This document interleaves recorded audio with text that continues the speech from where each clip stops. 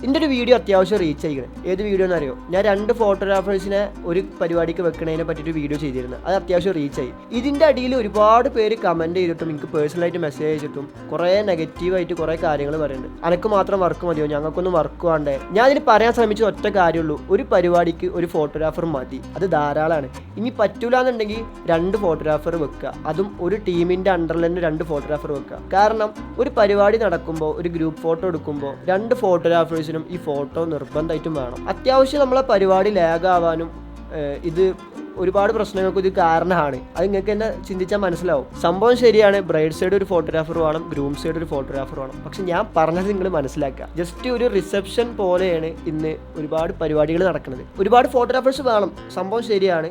Out side cover ചെയ്യാൻ ഒരു photographer വേണം, സ്റ്റേജ് കവർ ചെയ്യാൻ ഒരു ഫോട്ടോഗ്രാഫർ വേണം, ക്യാൻഡിഡ് അടിക്കാൻ ഒരു ഫോട്ടോഗ്രാഫർ വേണം. പക്ഷെ ഞാൻ പറഞ്ഞ ചെറിയ പരിപാടികളുടെ കാര്യം, ഒറ്റ ഫോട്ടോഗ്രാഫറെ ഇവർക്ക് അഫോർഡ് ചെയ്യാൻ പറ്റുള്ളൂ. ആ ഒരു സ്ഥാനത്താണ് ഇവരെന്ത് ചെയ്യുന്നത്, 2 ഫോട്ടോഗ്രാഫറെ സെപ്പറേറ്റ് ആയിട്ട് വെക്കുന്നത്.